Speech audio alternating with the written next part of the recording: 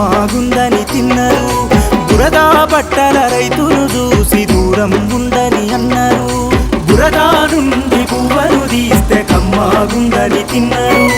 బురదా బట్టల రైతును చూసి దూరం ఉందని అన్నారు. చెమట చుక్కల సత్తువతోని పుడమి పురుడు పోసుకున్నది. కంటి పాపల కావలిలోనే పంట రాసి నెలకొన్నది.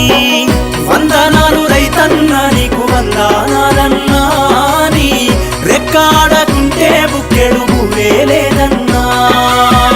వందనాలు రైతన్నా నీకు వందనాలన్నా,